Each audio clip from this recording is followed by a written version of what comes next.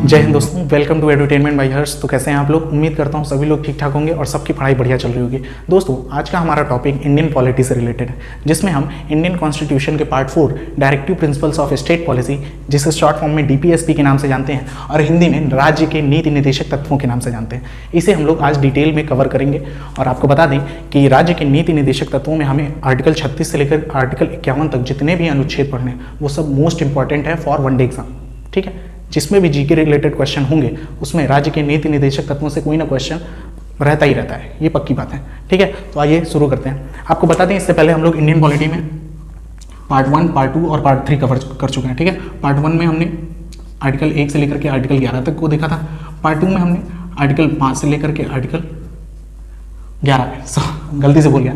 Part 1 में 1 से लेकर के 4 तक, जिसमें हमने संघ और उसके राज्य क्षेत्र को पढ़ा। पार्ट 2 में नागरिकता को पढ़ा, जिसमें हमने आर्टिकल 5 से लेकर के आर्टिकल 11 को पढ़ा। पार्ट 3 में हमने आर्टिकल 12 से लेकर के आर्टिकल 35 तक को पढ़ा, जिसमें हमने मूल अधिकार यानी फंडामेंटल राइट पढ़ लिया। और पार्ट 4 आज हम लोग स्टार्ट करेंगे, जिसमें हम लोग आर्टिकल 36 से लेकर के आर्टिकल 51 तक पढ़ेंगे। तो ये लाइन बाई लाइन हम लोग इंडियन कॉन्स्टिट्यूशन को कंप्लीट कर रहे हैं। ठीक है, उम्मीद है इतना चीज़ समझ में आ गया होगा। तो अब देखते हैं। आपको बता दें कि राज्य के नीति निर्देशक तत्व ऐसे अधिकार होते हैं जो राज्य अपने संसाधनों के आधार पर नागरिकों को प्रदान करता है। ठीक है, ऐसा क्यों किया गया? तो भाई आपको बता दें, इसके लिए थोड़ा सा इतिहास में चलना पड़ेगा। आपने हमारे BN राव का नाम तो सुना ही होगा। जी हाँ, ये संविधान सभा के मुख्य सलाहकार थे और इन्होंने कहा कि हमें नागरिकों को जो मूल अधिकार देना चाहिए, जो फंडामेंटल राइट देने चाहिए, उसे 2 कैटेगरी में होना चाहिए। पहले मूल अधिकार ऐसे होने चाहिए, ठीक है, ऐसे मूल अधिकार जो नागरिकों को तुरंत यानी तत्काल रूप से प्रदान किए जाने चाहिए। ठीक है, जैसे स्वतंत्रता का अधिकार, जैसे धार्मिक स्वतंत्रता का अधिकार, जैसे समानता का अधिकार। ये सब अधिकार बहुत जरूरी है किसी भी नागरिक के लिए, तो इन सबको तत्काल रूप से दिया जाना चाहिए और ये न्यायालय में वाद योग्य होने चाहिए, यानी प्रवर्तनीय नहीं होने चाहिए। यानी अगर किसी नागरिक के मूल अधिकारों का खंडन किया जा रहा है तो उसे कोर्ट में जाने की इजाजत है, वो कोर्ट में जा सकता है और रिट जारी कर सकता है। इसे फर्स्ट कैटेगरी में रखना चाहिए। और दूसरी ऐसी कैटेगरी होनी चाहिए मूल अधिकार की जो नागरिकों को राज्य अपने संसाधनों के हिसाब से प्रदान करेगा। यानी जब राज्य के पास संसाधन हो जाएंगे, पैसे हो जाएंगे, तो उस हिसाब से राज्य नागरिकों को वो अधिकार प्रदान करेगा। ठीक है, और इसलिए कोई भी नागरिक उन मूल अधिकारों के लिए कोर्ट में नहीं जा सकता, यानी कि वो अधिकार न्यायालय में प्रवर्तनीय नहीं है, यानी वाद योग्य नहीं है, आप उस पर बहस वाद विवाद नहीं कर सकते। तो ऐसे अधिकारों को ही, ऐसे ही मूल अधिकारों को ही क्या नाम दे दिया गया? तो डीपीएसपी यानी राज्य के नीति निर्देशक तत्व। समझ में आया? तो ऐसा क्यों किया गया? क्योंकि भाई जब संविधान बन रहा था तो हमारा देश आज़ाद नहीं हुआ था और अंग्रेज हमें अंधेरी गली के मुहाने में छोड़कर चले गए थे, पूरी तरह से हमें गरीब बनाकर गए थे। साथ ही साथ हमारे देश का खंडन भी कर दिया था, पाकिस्तान बनवा दिया। उल्टा हमारे देश में जितने भी देसी रियासतें थी वो मिलने को तैयार नहीं थी। तो काफ़ी समस्याओं के जूझते हुए संविधान निर्माताओं ने बहुत ही दिमाग से जो फंडामेंटल राइट नागरिकों के लिए तत्काल रूप से जरूरी थे उन्हें भाग 3 में रख दिया गया और उसका नाम रखा क्या? फंडामेंटल राइट, जिसे आपने अभी पिछले वीडियो में आर्टिकल 12 से लेकर के 35 तक पढ़ चुके हैं। अब ऐसे मूल अधिकार जो राज्य समय समय पर देगा, जब उसके पास संसाधन होंगे, उन्हें राज्य के नीति निर्देशक तत्व कह दिया गया। ठीक है, और इसे आर्टिकल 36 से लेकर के आर्टिकल 51 तक रखा गया। ऐसा इसलिए किया गया क्योंकि इसमें ऐसे बहुत सारे अधिकार हैं जो आपके काम के तो हैं लेकिन संसाधन नहीं है राज्य के पास कि वो दे सके। जैसे एक समान सिविल संहिता, ये एक ऐसा अधिकार था जिसमें हिंदू मुस्लिम के शादी विवाह तलाक के लिए सेम कानून था, एक कानून था। अब बताइए, उस समय आज़ादी के समय इतना वाद विवाद था, धार्मिक आंदोलन चल रहे थे, कट्टरपंथी लोग अपना मार काट कर रहे थे। उस बीच अगर इस आर्टिकल को हम लोग अप्लाई करते तो कैसे हो पाता?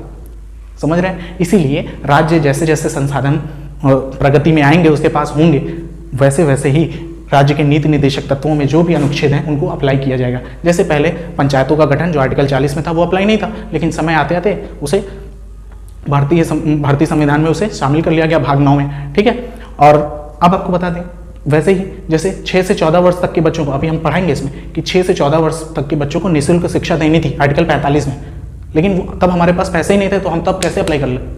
इसलिए उसे समय बीतने के बाद जब राज्य इस काबिल हो गया कि वो शिक्षा को निःशुल्क दे सकता है, तब आर्टिकल 21 का ए यानी कि फंडामेंटल राइट में 21 का ए को जोड़ा गया 86 में संविधान संशोधन के तहत। ठीक है, तो क्या हुआ कि जब जब राज्य के नीति निर्देशक तत्वों के अनुच्छेदों को तब मतलब अप्लाई किया गया जब राज्य के पास संसाधन थे व्यवस्थित रूप से, ठीक है। इसके लिए आप क्या कोर्ट जा सकते हैं? तो नहीं जा सकते हैं। क्वेश्चन पूछेगा राज्य के नीति निदेशक तत्व न्यायालय में वाद योग्य है? नहीं है भैया, कोर्ट नहीं जा सकते।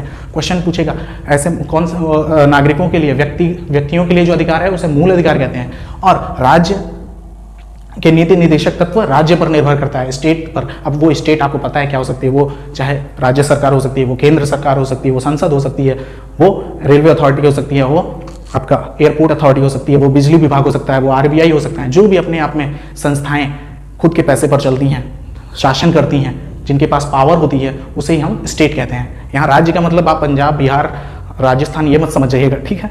तो इतनी चीज़ आपको समझ में आ गई होगी। अब और भी चीज़ें जानते हैं डीपीएसपी के बारे में। शॉर्ट फॉर्म में इसे डीपीएसपी कहा जाता है, directive principles of state policy. सबसे पहली बात आपको बता दें, जो भाग 4 में directive principles of state policy रखा गया था, ये भारतीय संविधान का नहीं है, बल्कि इसे बाहर से लिया गया है। तो किस देश से लिया गया है? तो आयरलैंड के संविधान से लिया गया है। आयरलैंड ब्रिटेन के जस्ट बगल में कौन सा देश है? आयरलैंड। आयरलैंड के संविधान से लिया गया है। तो आपसे क्वेश्चन पूछेगा राज्य के नीति निदेशक तत्वों को कहाँ से लिया गया है? तो किस देश के संविधान से? आयरलैंड के संविधान से लिया गया है। कभी कभार और क्वेश्चन पूछ लेता है, आयरलैंड ने इसे किस देश के संविधान से लिया था? तो स्पेन से लिया था, याद रखिएगा, ठीक है। तो राज्य के नीति निदेशक तत्वों को हमने आयरलैंड से लिया और आयरलैंड ने स्पेन से लिया। आपको बता दें, राज्य के नीति निदेशक तत्व न्यायालय में प्रवर्तनीय नहीं है, यानी वाद योग्य नहीं है, एनफोर्स नहीं कर सकते। यानी कि अगर आपको इससे कोई भी 36 से 51 तक अगर कोई अनुच्छेद आपको, यानी कोई अधिकार आपको नहीं मिल रहा है, तो इसके लिए आप सीधा कोर्ट में रिट नहीं जारी कर सकते हैं। कोर्ट भगा देगा, कहेगा जाओ क्लास करके आओ, ठीक है। ऐसा क्यों? क्योंकि भाई साफ साफ बता दिया गया है। अभी आपको इससे रिलेटेड आर्टिकल भी पढ़ाएंगे कि आर्टिकल 37 में साफ साफ कह दिया गया है कि डीपीएसपी प्रवर्तनीय नहीं है। इसका मतलब इन्फोर्स नहीं कर सकते कोर्ट में, ठीक है। क्यों? क्योंकि भाई जब राज्य के पास व्यवस्था होगी तभी वो आपको ये अधिकार देगा।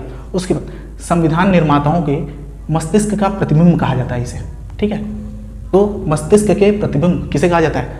राज्य के नीति निदेशक तत्वों को। जी हाँ, इसमें बहुत अच्छे अच्छे आर्टिकल लिखे हुए हैं, खूब अच्छी अच्छी बातें कही गई हैं कि दुधारू पशुओं की हत्या पर रोक होनी चाहिए, वन और वन जीवों का संरक्षण होना चाहिए, पोषाहार की व्यवस्था होनी चाहिए, SC ST के लिए विशेष अधिकार होने चाहिए, शिक्षा से रिलेटेड आर्थिक मामलों में सामाजिक आर्थिक कल्याण होना चाहिए, हर जगह राम राज्य की स्थापना होनी चाहिए। तो भाई राम राज्य की स्थापना के लिए पैसे तो लगेंगे, वो पैसे तो सरकार के पास है ही नहीं। तो जब जब सरकार के पास पैसे आएंगे तब तब वो हमसे अच्छी अच्छी योजनाएं हमें देती है। जैसे इस समय निःशुल्क हमें अनाज मिल रहा है, गेहूं चावल फ्री में। कहाँ से मिल रहा है? राज्य के नीति निदेशक तत्वों से। भाई कैसे मिल रहा है हमें? राज्य के नीति निदेशक तत्वों से। आपको पता है पेंशन योजनाएं कैसे मिल रही हैं? राज्य के नीति निदेशक तत्वों से मिल रही, ठीक है। यही है वो संविधान का भाग जो आपको बहुत सारी सुविधाएं दिलाता है, यानी राम राज्य की स्थापना करा रहा है। सब जगह खुशहाली खुशहाली हो, तो खुशहाली लाने के लिए पैसे होने चाहिए। इसीलिए आप इसे इम्पोर्ट नहीं कर सकते। जब जब राज्य के पास सुविधा होगी वैसे वैसे वो आपको प्रदान करेगा, ठीक है। अब जानते हैं कि राज्य के नीति निदेशक तत्वों का उद्देश्य क्या है। भाई ये करेगा क्या? तो सबसे पहला काम, ये लोक कल्याणकारी राज्य बनाने में मदद करता है। लोक कल्याणकारी राज्य का मतलब क्या होता है? तो लोक कल्याणकारी राज्य का मतलब होता है कि देश में जो भी नागरिक रह रहे हैं, चाहे वो छोटे हों, गरीब हों, समाज के बड़े वर्ग के लोग, सबको बराबरी में रखना, साथ ही साथ सबके हितों को दायित्वों, सबके हितों का क्या करना? संरक्षण करना। यानी जो जिसकी मांग है वो पूरी हो रही हो, सब खुशहाली हो चारों ओर, उसी का मतलब होता है राज्य लोक कल्याणकारी राज्य की स्थापना हो। कब? जब हमारे संविधान का आर्टिकल 36 से लेकर के 51 सारे आर्टिकल क्या हो जाएंगे? अप्लाई हो जाएंगे। तो उस समय राज्य हमारा कैसे हो जाएगा? लोक कल्याणकारी राज्य बन जाएगा। दूसरी चीज, सामाजिक एवं आर्थिक लोकतंत्र की स्थापना। राज्य के नीति निदेशक तत्वों का मेन उद्देश्य क्या है? तो सामाजिक और आर्थिक लोकतंत्र की स्थापना, यानी समाज में और आर्थिक रूप से जो लोग भी हैं वो लोग कैसे रहें? समान रहें, ना कोई बहुत अमीर हो ना कोई बिल्कुल गरीब हो, किसी के पास पूरा BMW कार हो, घर आलीशान बंगलो हो, किसी के पास झोपड़ी भी नहीं है। तो देश में ऐसा नहीं होना चाहिए, सबके लिए हो। अगर अमीर बहुत ऊंची बिल्डिंग में रहता है तो गरीब अगर झोपड़ी में नहीं तो छोटी बिल्डिंग में तो रहे ही रहे। ऐसी व्यवस्था करने के लिए ही राज्य के नीति निदेशक तत्वों को बनाया गया था, ठीक है। तो आपको उद्देश्य कभी कभार पूछ लिए जाते हैं, तो दो उद्देश्य, लोक कल्याणकारी राज्य की स्थापना करना, दूसरा सामाजिक एवं आर्थिक लोकतंत्र की स्थापना करना। क्वेश्चन कभी कभार पूछ लिया जाता है कि राज्य के नीति निदेशक तत्वों में कितने तरह के लोकतंत्र की बात की गई है? तो सामाजिक एवं आर्थिक 2 तरह के लोकतंत्र की बात की गई है। अभी इसी में आएगा कि कितने तरीके की न्याय की बात की गई है। तो आपको बता दें कि इसमें 3 तरीके की न्याय की बात की गई है। और वैसे भी आप जब हमने संविधान स्टार्ट किया था तो उसमें हमने भारतीय संविधान की प्रस्तावना बताई थी कि हम भारत के लोग भारत को एक संपूर्ण प्रभुत्व संपन्न समाजवादी पंथनिरपेक्ष लोकतंत्रात्मक गणराज्य बनाने के लिए तथा उसके सामाजिक आर्थिक एवं राजनीतिक तथा उसके समस्त नागरिकों को सामाजिक, आर्थिक एवं राजनीतिक न्याय, विचार, अभिव्यक्ति, विश्वास, धर्म और उपासना की स्वतंत्रता प्राप्त कराने के लिए तथा उन सब में व्यक्ति की गरिमा, राष्ट्र की एकता और अखंडता को सुनिश्चित करने वाली बंधुता बढ़ाने के लिए अपनी इस संविधान सभा में आज तारीख 26 नवंबर 1949 मिति मार्गशीर्ष शुक्ल सप्तमी संवत 2006 विक्रमी को एतद द्वारा इस संविधान सभा को अंगीकृत, अधिनियमित एवं आत्मार्पित करते हैं। तो राज्य के नीति निदेशक तत्व हमारे प्रस्तावना में जो जो टर्मिनोलॉजी यूज की गई हैं उनकी व्याख्या करने का काम भी करता है। ठीक है, तो कई सारे काम कर रहा है। तो आइए अब शुरू करते हैं इनके अनुच्छेदों को पढ़ना। तो आइए शुरू करते हैं डीपीएसपी से रिलेटेड सारे अनुच्छेदों को पढ़ना। तो आपको बता दें संविधान के भाग 4 में है, अनुच्छेद 36 से लेकर के अनुच्छेद 51 तक है। उससे पहले आर्टिकल 12 से लेकर के 35 तक भाग 3 है। तो सबसे पहले आर्टिकल 36 क्या कहता है? आर्टिकल 36 कहता है कि राज्य की परिभाषा। अब राज्य आपको पता है, जब हमने मूल अधिकार पढ़ना शुरू किया था तो वहां पर भी आर्टिकल 12 में राज्य की परिभाषा थी। जी हाँ, ये वही परिभाषा है। यहाँ राज्य का मतलब आप राजस्थान, बिहार, झारखंड, ठीक है, उत्तर प्रदेश, ये मत समझिएगा। राज्य का मतलब होता है, इंग्लिश में बोलते हैं स्टेट। राज्य का मतलब वो संस्था जो अपने पैसों के लिए आत्मनिर्भर हो, जिसका कुछ क्षेत्र हो और जो कुछ नियम कानून बना सकती है। जैसे संसद क्या है? राज्य है। जैसे भारत सरकार क्या है? राज्य है, नियम कानून बना सकती है, उसके पास पैसे हैं, बजट पेश करती है। जैसे हमारी कौन? राज्य सरकारें, चाहे यूपी गवर्नमेंट हो, चाहे बिहार गवर्नमेंट हो, चाहे तमिलनाडु की गवर्नमेंट हो, ये सब भी क्या है? राज्य हैं। जैसे आरबीआई भी राज्य है, एक स्टेट है। जैसे एयरपोर्ट अथॉरिटी भी एक स्टेट है। जैसे बिजली बोर्ड भी एक स्टेट है। तो ये जिनके पास क्या हो? कुछ पावर हो, नियम कानून बना सकें, उनका कुछ क्षेत्र हो और अपने पैसों के लिए आत्मनिर्भर हो, वो क्या कहलाते हैं? राज्य कहलाते हैं। तो आर्टिकल 36 में राज्य की परिभाषा। आर्टिकल 37 क्या कहता है? आर्टिकल 37 कहता है, जो हमने आपको पहले बता दिया, कि राज्य के नीति निदेशक तत्व न्यायालय में वाद योग्य नहीं है, यानी अप्रवर्तनीय है। यानी आप न्यायालय नहीं जा सकते हैं अगर कोई आर्टिकल आपके नहीं अप्लाई हो रहा है, आपकी राज्य सरकारें आपको नहीं दे रही है, तो इसके लिए आप कहाँ नहीं जा सकते? सुप्रीम कोर्ट या हाई कोर्ट कहीं भी अपील नहीं कर सकते, तुरंत मार के भगा दिए जाएंगे। क्यों? क्योंकि साफ साफ कह दिया गया है आर्टिकल 37 में कि राज्य के नीति निदेशक तत्व न्यायालय में अप्रवर्तनीय है। सीधा क्वेश्चन, खड़े क्वेश्चन पूछ लिया जाता है। ठीक है, निम्न में से कौन से अधिकार अप्रवर्तनीय है? ऑप्शन दे देगा तो आपको बताना रहेगा, राज्य के नीति निदेशक तत्व। अब आगे देखते हैं आर्टिकल 38। आर्टिकल 38 क्या कहता है? ये कहता है कि जो राज्य होगा, यानी जो स्टेट होगा, वो लोक कल्याण की वृद्धि की व्यवस्था करेगा। यानी जो भी राज्य में काम होगा, ठीक है, सड़कें बनाना, विकास करना, ये सब का दायित्व किसका होगा? राज्य का होगा। ठीक है, समझिए, राज्य लोक कल्याण की वृद्धि में व्यवस्था करेगा, यानी वृद्धि करेगा उसकी। साथ ही साथ सामाजिक, आर्थिक एवं राजनीतिक न्याय। जी हाँ, इसी आर्टिकल में यह भी कहा गया है कि लोगों को सामाजिक, आर्थिक एवं राजनीतिक रूप से न्याय मिलेगा।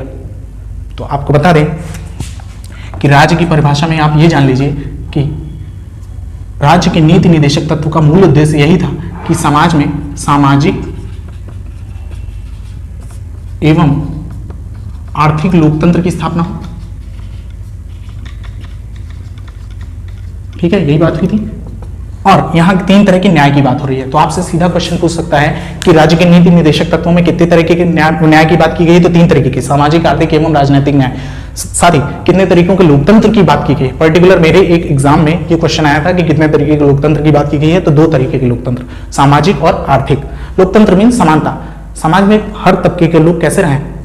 सामाजिक और आर्थिक रूप से बराबर रहें, ज्यादा ऊंच नीच ना हो, तभी वो कैसा राज्य रहेगा? लोक कल्याणकारी राज्य रहेगा। अब आगे देखते हैं आर्टिकल 39। आर्टिकल 39 क्या कहता है? ये कहता है कि संसाधनों का समान वितरण हो, समाज में सभी वर्गों के पास संसाधनों की कोई कमी ना हो, और ऐसा ना हो कि किसी पर्टिकुलर एक वर्ग के पास बहुत सारे संसाधनों के हों और किसी वर्ग के पास कुछ हो ही ना हो।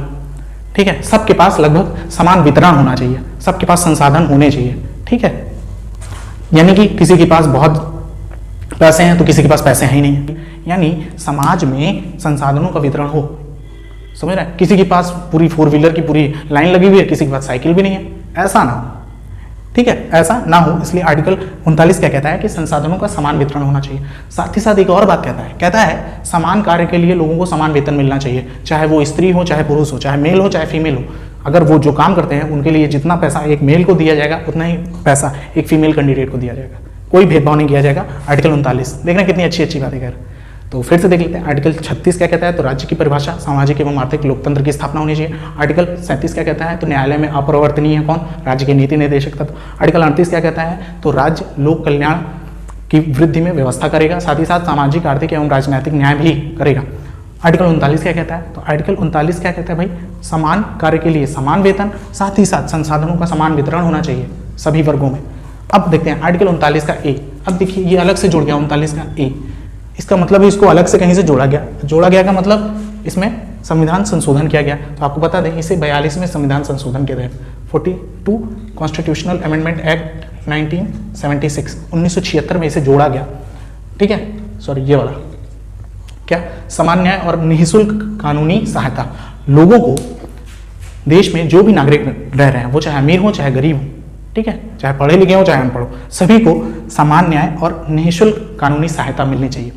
ठीक है, ऐसा ना हो कि वो गरीब हैं कमजोर वर्ग के हैं तो उनके साथ अन्याय किया जा रहा है। ठीक है, और निःशुल्क कानूनी सहायता उनको मिलनी चाहिए। मान लीजिए अगर किसी कारणवश वो उतने पैसे दे करके कोई कानूनी सहायता, जैसे अपना वकील नहीं रख पा रहे हैं, पुलिस के पास नहीं जा रहे हैं, ठीक है, तो पुलिस उनकी भी सुनेगी, वकील भी सुनेगा, नहीं तो सरकार रखेगी। क्यों? क्योंकि कहा गया आर्टिकल 39 का ये निःशुल्क कानूनी सहायता। तो आर्टिकल 39 का ये क्या कहता है? निःशुल्क कानूनी सहायता समान न्याय के साथ मिलना चाहिए। ठीक है, अब आर्टिकल 40, ये आर्टिकल बहुत ही दुविधापूर्ण रहा और बहुत इंपॉर्टेंट आर्टिकल है, ग्राम पंचायतों का गठन। ये गांधीवादी है। अभी आपको हमने नहीं बताया है कि राज्य के नीति निर्देशक तत्वों को 3 भाग में वर्गीकृत यानी क्लासिफाई किया गया है। ठीक है, इसके 36 से 51 तक के अनुच्छेदों में इसे 3 पार्ट में विभाजित किया गया। कुछ अनुच्छेदों को उदारवादी, कुछ अनुच्छेदों को समाजवादी और कुछ अनुच्छेदों को गांधीवादी कहा गया। ठीक है, अभी हम ये बात बताएंगे। ठीक है, गांधीवादी, उदारवादी और समाजवादी। ठीक है, यानी कि ऐसे अनुच्छेद जो गांधीवादी विचारधारा पर हैं, ठीक है, तो उन्हें गांधीवादी, राज्य के नीति निर्देशक तत्वों में वो अनुच्छेद क्या कहलाएंगे? गांधीवादी।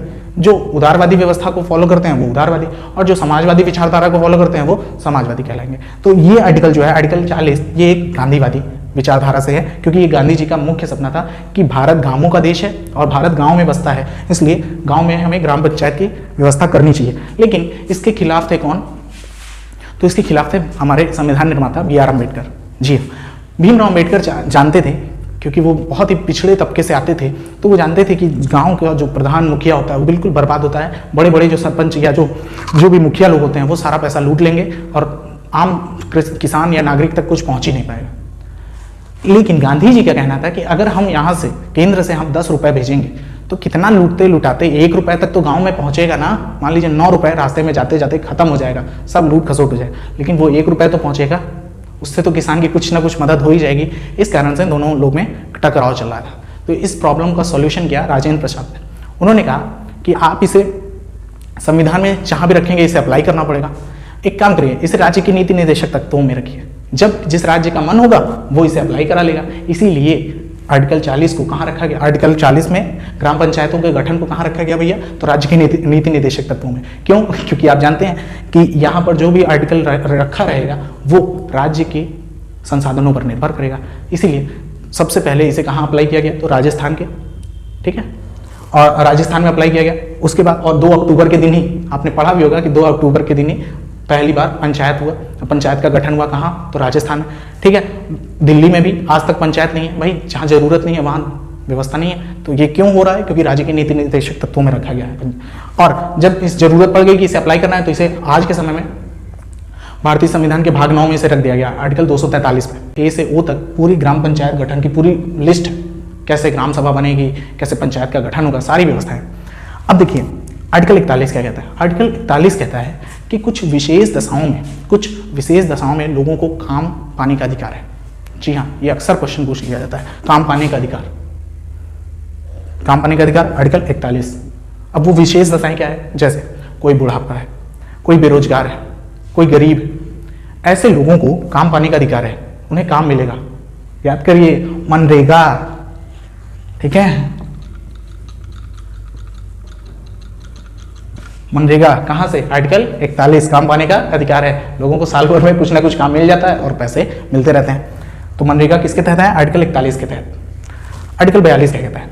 काम की न्याय संगत। अब भाई जब कोई इंसान, आपको पता है कुछ विशेष दशाओं में काम पाने का अधिकार मिल गया, तो काम भी हमें ऐसी जगह मिलनी चाहिए जहाँ काम करने लायक हो, कुछ मानवीय दशाएं हों।